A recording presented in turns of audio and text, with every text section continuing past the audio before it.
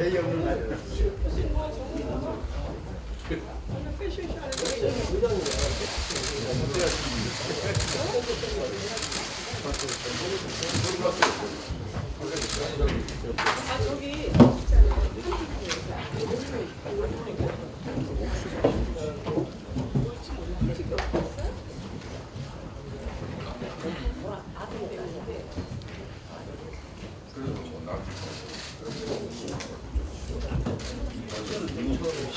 시작할 때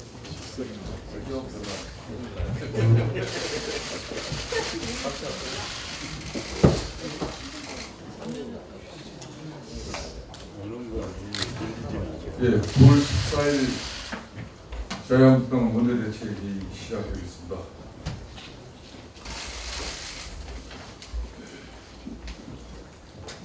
어제 중소기업의 절반 이상이 소속 자금에 어려움을 겪고 있다는 그런 뉴스가 보도됐었습니다. 참으로 우울하고 심각한 뉴스가 아니겠습니다. 최저임금 올려서 서민들 소득 올리고 노동시간 줄여서 휴식과 여유를 보장하겠다고 돌아온 결과는 쓸쓸한 한거입니다. 실업자 수는 IMF 이후 최대로 늘어납니다. 그런데도 정부는 수십조 원 천문학적인 국민 혈세를 판문점 선언 이행은 명목으로 북한에 가져가지고 국민만 하고 있습니다. 추석을 앞두고 대통령께서 평양에 가시더라. 기업도 서민도 더도 말고 덜도 말고 한가위만 피해가고픈 슬픈 인식이 되어가고 있다는 생각은 결코 잊지 말아주십니다. 어제 민주당은 판문점 선언 비용 추계를 문제에 삼는 것을 전혀 이해하지 못하겠다고 얘기했습니다. 전쟁의 공포에서 벗어날 수 있다는 것 하나만으로도 편익이 엄청나다고 말했습니다. 정부의 꼼수 비용 추계도 문제가 여간 심각하지 않을 수 없지만 전쟁의 공포를 돈으로 무마할 수 있다는 인식도 대단히 저급한 발상이 알 수 있습니다. 분명히 말씀드리지만 이번 평양 대담의 본질은 비핵화 중재와 비핵화 진전에 있는 것이다. 판문점 선언 퍼주기에 있는 것이 아니라는 것을 반드시 명심해 주시기 바랍니다.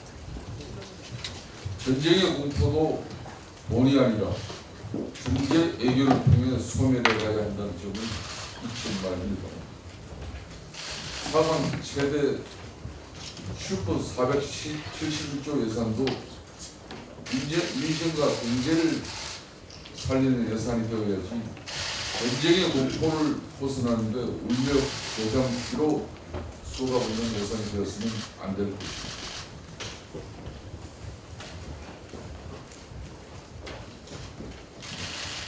좀 전에도 말씀을 드렸습니다만 실업자 수가 113만 IMF 이후 최대로 늘어날 정도로 국민들은 고통에 허덕이는 바입니다. 판문점 선언은 비용 추계에 꼼수를 부려가면서까지 내달립니다. 국민을 향해서는 통증을 감내하라는 문재인 정부는 과연 누구를 위한 정권인지 다시 묻지 않을 수 없습니다. 판문점 선언도 좋고 남북 화해도 좋고 남북 관계 개선도 다 좋은데 국민들 통증부터 먼저 치유하는 것도 시급하고 중요하다는 것을 지적하지 않습니다. 집안 식구 그리고 처자식이 아파 누워있는 마당에 이웃 사촌 관계 개선을 한다고 떡사 들고 평양냉면 먹으러 가는 것이 더 그렇게 중요합니다. 옆집 사는 사촌과 술 한잔 할 때 하더라도 알아 누워있는 처자식 보고 지나가는 통증이니까 감내하라. 지나가는 통증이니 감내하라고만 할 것이 아니라 기력은 제대로 차리고 있는지 밥은 먹고 있는지 세심하게 돌봐가면서 해야 할 일이라는 점을 지적하지 않을 수 없습니다. 아무리 아프리카 청춘이라지만 아프리카 국민이다가 되었습니다.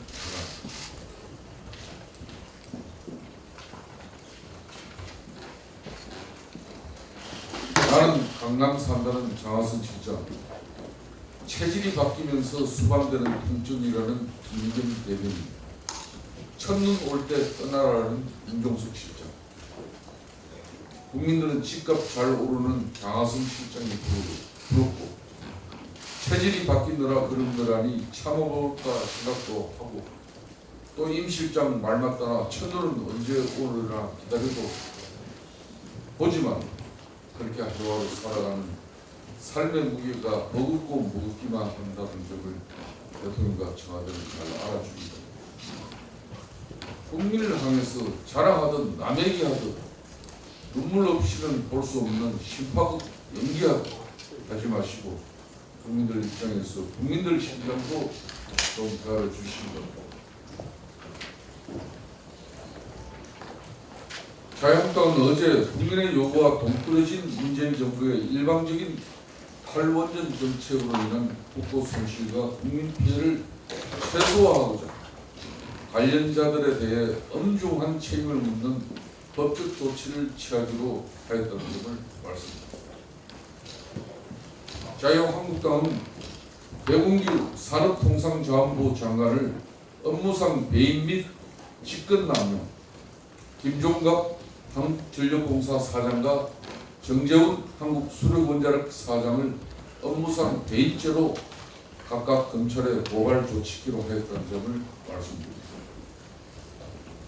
배공규 장관은 2018년 2월 20일자 산업통상자원부 공문을 통해 한수원 사장으로 하여금 월성 1호기 원전의 가동을 중단하도록 공모 내지 지시하여 2018년 6월 15일 한수원이 월성 1호기 조기 폐쇄에 관한 인사에 결의를 하게 하고 급기야 2018년 6월 20일 발전을 정지시킴으로써 한수원에게 막대한 손실을 입히게 하였습니다.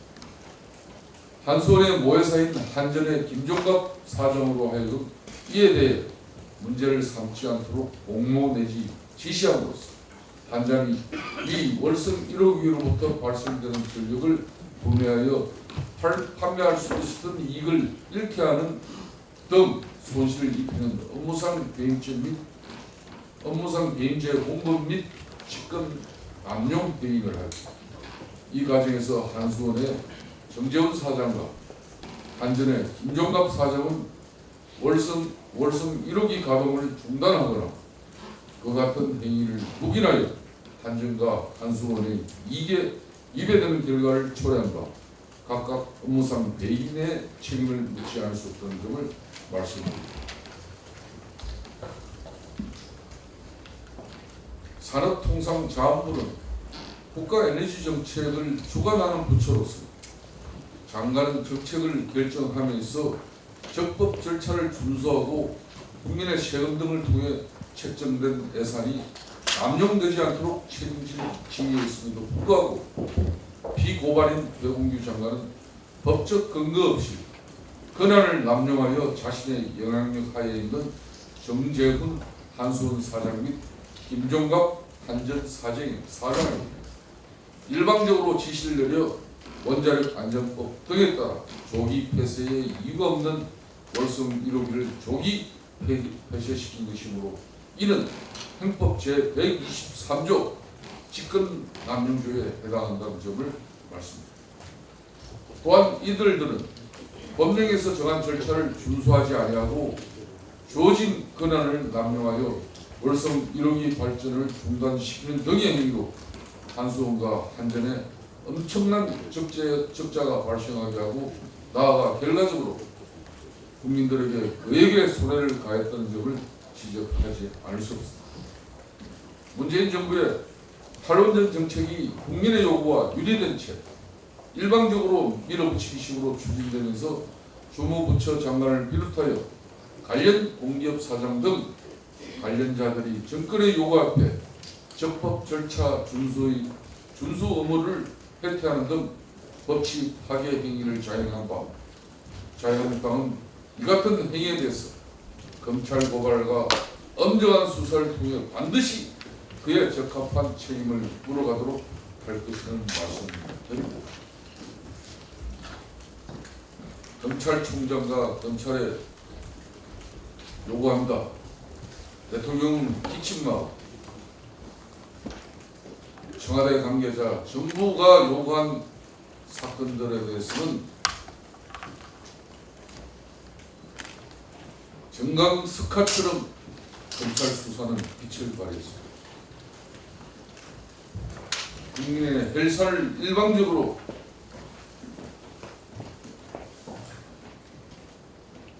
국회 심의된 예산이 안용되면서까지 책임질 위치에 있는 사람의 이런 행위들에 대해서 단죄를 해야 할 것입니다. 단호한 검찰 수사를 촉구합니다.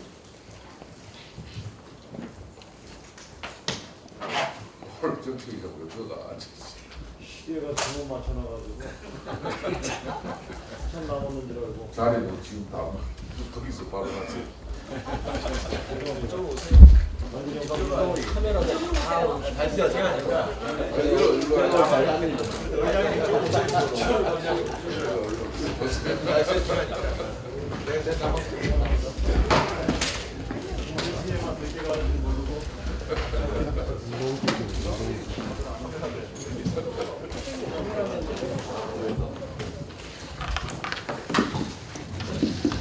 네, 죄송합니다.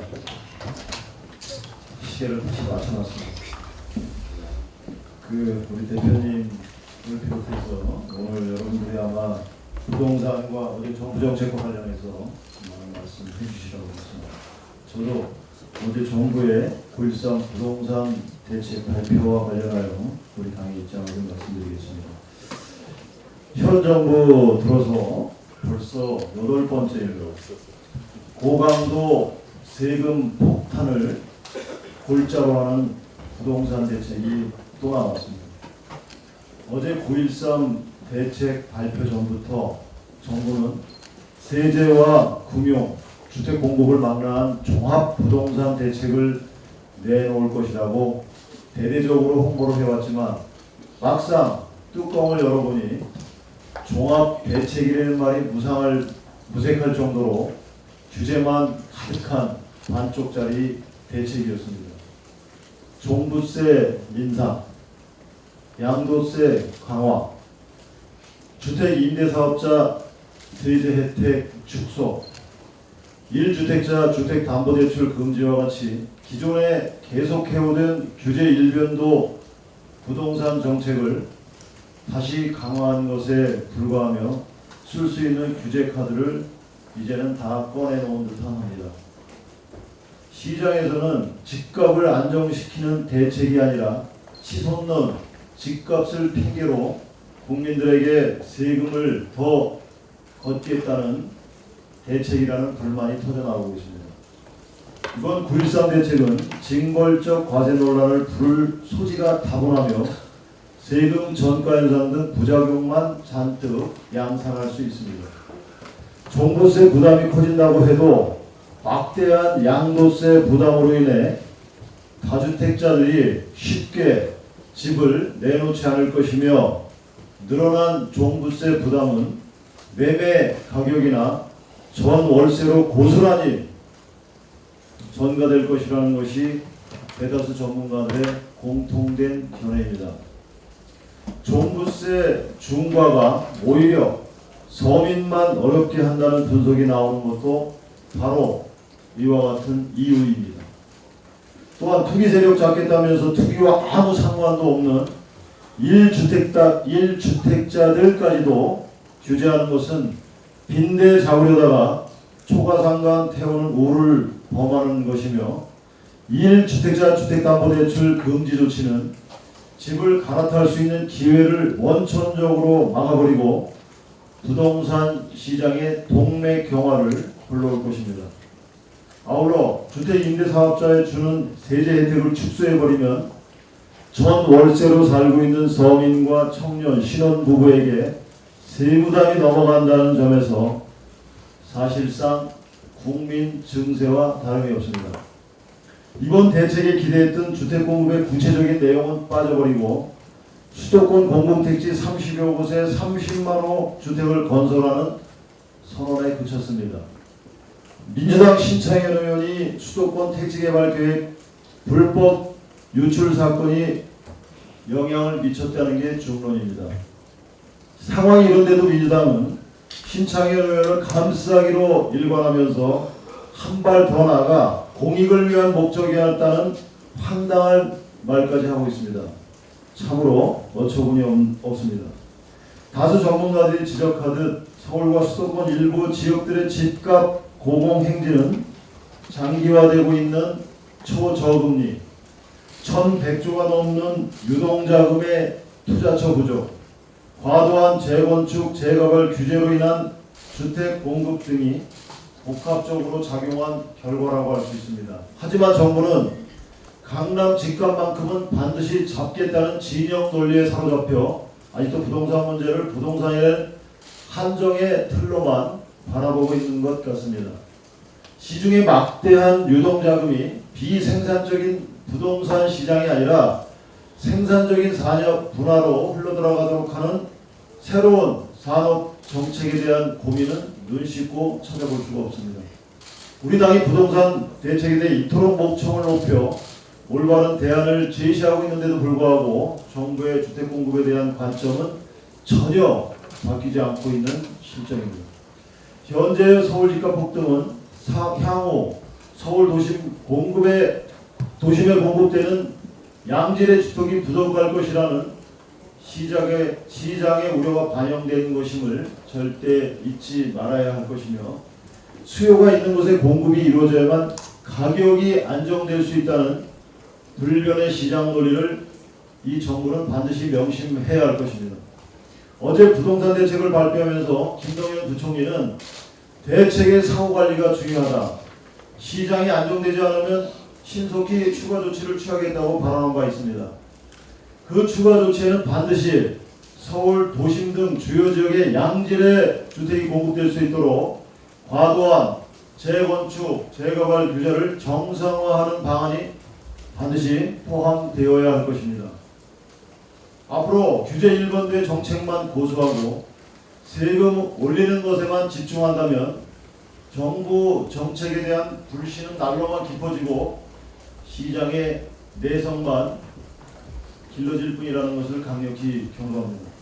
한편 종부세 과표 구간 추가 신설 문제는 국회 심의가 필요한 사안인 만큼 국회에 넘어오면 심도 있게 논의를 하겠습니다. 다음은 월성 1호기 관련은 우리 원내대표님이 하셨기 때문에 저는 생략하도록 하겠습니다.